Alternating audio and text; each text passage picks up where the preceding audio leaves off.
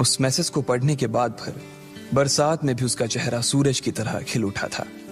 Lucky ने इस message को पढ़कर खत्म किया ही था कि उसके फोन पर बारिश की बूंदें जमा होने लगी थीं। लकी ने थोड़ी देर की खुशी मनाने के बाद याद किया कि वो सच में गरीब नहीं था। असल में उसके परिवार ने उसे एक परीक्षा में डाल रखा था जिसका नाम था गरीबी अभ्यास परीक्षा। इस परीक्षा के तहत लकी को अग्रवाल खानदान में उसके नाम की जमीन और जायदाद पर तभी हक मिलने वाला था जब वो इस परीक्षा को पास कर लेता। अचानक से उसे याद आया कि वो गरीब नहीं था बल्कि गरीब होने की परीक्षा दे रहा था। हालांकि परीक्षा देते देते उसे 8 बरस हो चुके थे, इसलिए उसे एहसास होने लगा था कि वो कभी परीक्षा को पास ही नहीं कर पाएगा और हमेशा हमेशा के लिए गरीब ही रह जाएगा। अच्छा हुआ चली गई, अब मिलना कभी। लकी ने होटल की तीसरी मंजिल की ओर देखा और पानी के अंदर ही अपना पैर पटक दिया। वो डिंपल को कोस रहा था। उसने अपनी मोटरसाइकिल उठाई और फिर से चमन मेडिकल स्टोर जाने के लिए मुड़ने लगा। अगले दिन जब लकी की आंख खुली तो वो सीधा उठा और तैयार होकर शहर के सबसे बड़े बैंक न्यू सिटी बैंक पहुंच गया। न्यू सिटी बैंक न सिर्फ शहर का सबसे बड़ा बैंक था बल्कि वो सबसे अमीर बैंक भी था। वहां पर शहर के सबसे अमीर लोगों के ही पैसे जमा किए जाते थे। लकी वहां पैसे को निकलवाने के लिए जा रहा था।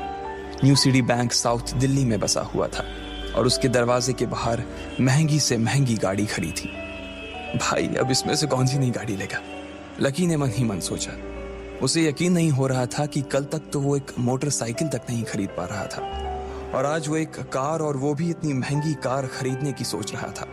फिर उसने अपनी नजर गाड़ी पर से हटाई और बैंक के अंदर जाने लगा। उसने देखा कि बाहर बहुत भीड़ थी और महंगे से महंगे कपड़े पहने लोग बैंक के अंदर जा रहे थे। कहाँ दवाओं की बदबू और कहाँ ये खुशबू।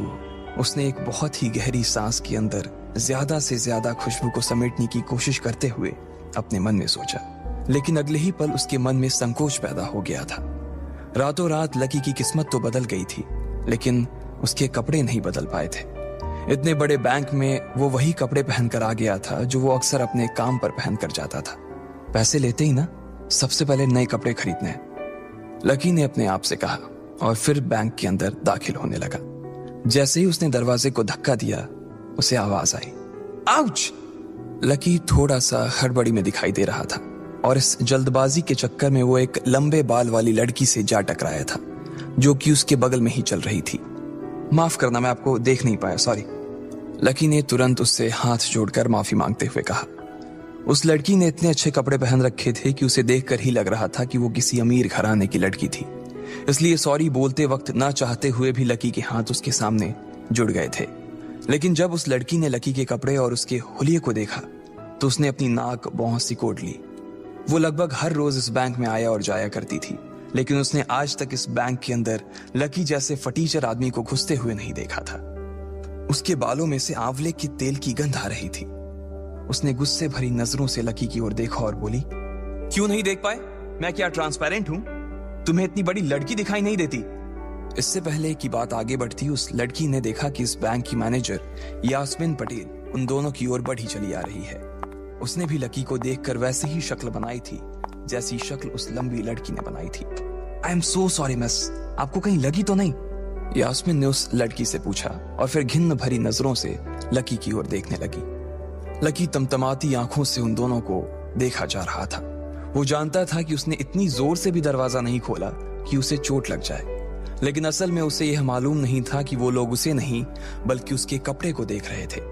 यास्मीन ने लकी को ऊपर से नीचे तक देखा और ना जाने उसके मन में क्यों शक पैदा हो गया। क्या आप मुझे बता सकते हैं कि आप यहाँ पर किस काम से आए हैं? यास्मीन ने बड़ी मुश्किल से अपने चेहरे पर एक मुस्कान लाते हुए कहा। वो उसका हुलिया देखकर ही समझ गई थी कि वो यहाँ का कस्टमर तो नहीं था। लकी ने अपने आप को संभाला और कहा, हाँ वो मैं अपना पैसा निकलवाने के लिए आया था। पैसे निकलवाने के लिए आए हो? यास्मीन ने लकी की बात को ही दोहराते हुए कहा। वैसे तो वो लकी की बात पर जोर से हंसना चाहती थी, लेकिन उसने अपने आप को थोड़ा सा काबू में कर लिया था। लकी की बात सुनकर उसे लग रहा था कि वो कोई पागल था जो यहाँ जबरदस्ती घुसा चला आ रहा था। हाँ तो क्या आपके पास कार्ड है? यास्मीन ने उससे आगे पूछा। न्यू सिटी बैंक का कार्ड हासिल करना एक बहुत ही मुश्किल भरा काम था।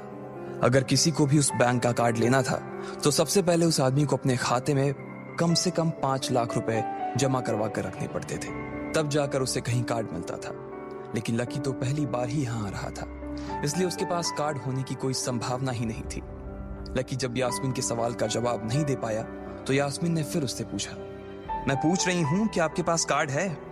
वो समझ गई थी कि लकी पागल ही था जो कहीं से भागकर सीधा उनके बैंक में आ गया था। कार्ड नहीं मेरे पास। लकी ने उसके सवाल का जवाब दिया और वो फिर इधर उधर देखने लगा। जैसे ही उस लंबे बालों वाली लड़की ने लकी का जवाब सुना तो वो खिलखिलाकर हंस पड़ी। यास्मीन को तो सिर्फ लग रहा था कि वो पागल है, लेकिन वो लड़की तो अपने मन में मान चुकी थी कि यह लड़का कोई पागल ही है जो कहीं झोपड़ पट्टी से यहाँ आ गया है। इससे पहले कि आगे कोई कुछ कह पाता, उस लंबे बालों वाली लड़की के पिता वहां आ गए और बोले, चलो बेटी। उनके हाथों में कुछ कागजात थे। लकी ने देखा कि उन्होंने महंगा सा सूट पहन रखा था।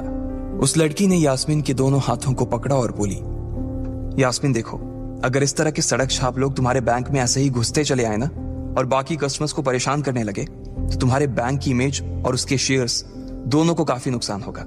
एक मैनेजर होने के नाते तुम्हें इन सब चीजों का ध्यान रखना चाहिए। मुझे उम्मीद है कि आगे मेरे साथ ऐसा कुछ नहीं होगा। उस लड़की ने कहा और अपने पिता के साथ बैंक के बाहर चली गई। अपना ध्यान रखना कोयल मैडम, मैनेजर ने उसकी गाड़ी तक छोड़ने के लिए आते हुए कहा। आज तो वो बाल बाल बच गई थी। कोयल और उसके पिता इस बैंक के सबसे पुराने और सबसे वफादार कस्टमर्स थे।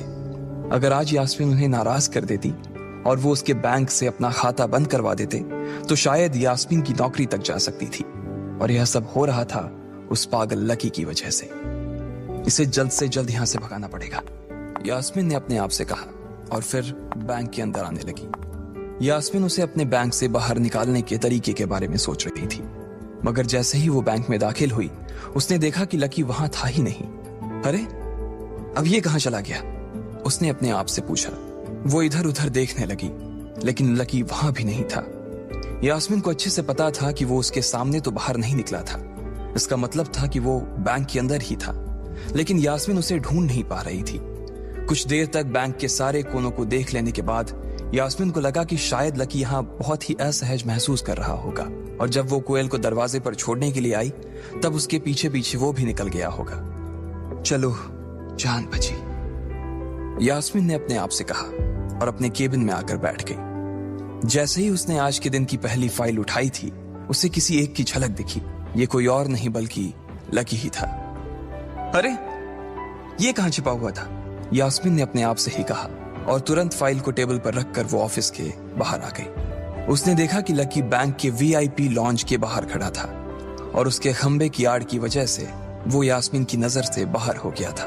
अब यास्मीन को तो वो मिल गया था, लेकिन उसके लिए उससे भी बड़ी एक और मुसीबत खड़ी हो गई थी। लकी जिस कमरे के बाहर अभी खड़ा था उस कमरे के अंदर शहर के सभी रईस लोगों का उठना बैठना था। बैंक के सिलसिले में या फिर किसी दूसरे काम के सिलसिले में वो सभी लोग यहीं आकर बात किया करते थे। उस कमरे के अंदर जो लोग बैठे थे उन सबके करोड़ों रुपए इस बैंक के खाते में जमा थे। अब अगर ऐसे में लकी वहां घुस जाता तो सब लोग मिलकर यास्मीन की गर्दन पर चढ़ जाते। रुको, जहां हो वहीं खड़े रहो, यास्मीन जोर से और साथ ही गुस्से से चिल्लाई। बाकी के लोग जो वहां खड़े थे वो यास्मीन की ये चीख सुनकर डर गए थे। कुछ लोगों को उसकी इतनी जोर से आवाज करने की वजह से गुस्सा भी आ गया था और यास्मीन सबसे मुस्कुराते हुए माफी मांगकर आगे बढ़ती जा रही थी। वो लकी को किसी भी तरह से उस कमरे में जाने से रोकना चाहती थी, लेकिन उससे पहले ही वो उस कमरे के अंदर दाखिल हो चुका था। अरे यार, ये आदमी है या गधा? यास्मीन ने अपना ही सिर पीटते हुए कहा और वो भी उस कमरे के दरवाजे की ओर बढ़ने लगी। उसने उस कमरे का दरवाजा खोलने की कोशिश की, लेकिन वो अंदर से लॉक हो गया था। बाप रे, ये कैसा आदमी है? बिना परमिशन के अंदर घुसा तो घुसा, लेकिन दरवाजा भी अंदर से बंद कर लिया। अब यास्मीन की सांसें फूलती जा रही थी। उसे बहुत डर लग रहा था। उसका जी यह सोचकर घबराए जा रहा था कि ना जाने अंदर लकी और उस रिलेशन मैनेजर के बीच क्या हो रहा होगा। इधर जैसे ही लकी कमरे में दाखिल हुआ, वहां का कस्टमर रिलेशन मैनेजर जो कि सोफे पर फैला हुआ था, वो उसे देखते ही अचानक सीधा बैठ गया। हेलो सर, कैसे हैं आप? उसके मुंह से बिना लकी को देखते हुए ये शब्द निकले। उसे याद था कि इस कमरे में कुछ खास लोग ही आते थे और जो भी आते थे यास्मीन उनके आने की खबर उसे पहले ही दे देती थी। लेकिन इस वक्त जो आदमी उसके सामने खड़ा था, उसे देखते ही वो अपनी जगह पर जम गया था। ना तो वो कहीं से भी वीआईपी लग रहा था और ना ही वो उसका कोई रिश्तेदार था। कौन हो भाई तुम? क्या चाहिए तुम्हें? उस मैनेजर ने 20 साल के जवान लड़के को देखते हुए कहा, मैं यहाँ अपना पैसा लेने आया हूँ। लकी ने सीधे मुद्दे की बात को मैनेजर के सामने रखते हुए कहा, तुम्हारे पास हमारा सुप्रीम कार्ड है? मैनेजर ने उससे ऊपर से नीचे तक देखा और पूछा, नहीं नहीं, मेरे पास कोई कार्ड नहीं है। लकी ने कहा, तो फिर हम तुम्हें कोई पैसा नहीं दे सकते। चलो अभी दरवाजा खोलो और सीधा बाहर निकलो। मैनेजर ने कहा और सोफे पर से उठ गया। नहीं, मैं अपना पैसा लिए बिना नहीं जाऊंगा यहां से। लकी भी जिद पर अड़ गया। अरे बोला ना, बिना कार्ड वाले को पैसा नहीं मिलता है, और वो भी पैसा होगा तब तो मिलेगा ना। मैनेजर ने उसके करीब आते हुए कहा, अरे पैसा है तभी तो निकालने आया हूं सर। लकी ने कहा, देख फालतू की बहस मत कर सुबह सुबह, वरना मैं सिक्योरिटी को बुला लूंगा तो वो लोग मार मार कर बाहर निकालेंगे तुझे। लकी यह सुनकर घबरा गया था। मैनेजर के चेहरे का गुस्सा उसे साफ नजर आ रहा था, लेकिन ऐसा भी नहीं था कि वो झूठ बोल रहा था। भले ही उसके पास कार्ड नहीं था, लेकिन इसका मतलब ये नहीं था कि वो अग्रवाल खानदान का लड़का नहीं था। जैसे जैसे मैनेजर उसकी ओर बढ़ता चला जा रहा था, लकी का डर भी बढ़ता जा रहा था। मैनेजर को लग रहा था कि वो कोई संकी था और वो उसे धक्का मारकर बाहर निकालने के लिए आगे बढ़ ही रहा था कि अचानक घबराए हुए लकी के दिमाग में एक आइडिया आया। फिंगरप्रिंट! उसने अपना अंगूठा कमरे में मौजूद उस मैनेजर के सामने उठाते हुए कहा, फिंगरप्रिंट? कौन सा फिंगरप्रिंट? मैनेजर ने चौंकते हुए पूछा। अरे अरे आपने कहा ना कि आपको कार्ड चाहिए, पर मेरे पास कार्ड नहीं है, फिंगरप्रिंट है, और मुझे मालूम है कि आपके यहाँ फिंगरप्रिंट से भी पैसे निकलते हैं। यह कहते ही लकी ने एक राहत की सांस ली थी, लेकिन मैनेजर को यह समझ नहीं आ रहा था कि आखिर लकी को फिंगरप्रिंट की जानकारी मिली कैसे। तुम फिंगरप्रिंट यूज करना चाहते हो? मैनेजर ने लकी को घूरते हुए पूछा। लकी की शक्ल और उसका हुलिया मैनेजर के लिए उसकी बातों से मेल नहीं खा रहा था। हाँ, मैं फिंगरप्रिंट यूज करना चाहता हूं सर, लकी ने सीना चौड़ा करते हुए कहा। उसे इस तरह देख तो मैनेजर और भी कंफ्यूज हो गया था। मैनेजर ने सोचा कि उसे एक चांस देना चाहिए, इसलिए उसने लकी को फिंगरप्रिंट इस्तेमाल करने की इजाजत दे दी थी। वो अपनी टेबल के पास गया और उसके दराज में फिंगरप्रिंट वाली मशीन ढूंढने लगा। 2-3 ड्रॉर में झांकने के बाद आखिरकार उसे वो मशीन मिल गई थी। चुपचाप यहां पर अपना अंगूठा लगाओ, मैनेजर ने मशीन को आगे बढ़ाते हुए लकी से कहा। लकी ने अपनी फटी हुई पैंट के पिछले हिस्से में अपना अंगूठा पोंछा और फिर उस मशीन पर लगा दिया। 2 सेकंड बाद मशीन में से एक आवाज आने लगी।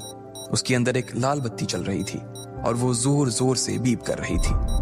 देखा, तुम्हारा फिंगरप्रिंट मैच नहीं कर रहा है। मैंने पहले ही बोला था कि कोई खाता नहीं है इस बैंक में तुम्हारा। मैनेजर ने लकी को ऐसे देखा जैसे वो कोई बड़ा अपराधी था।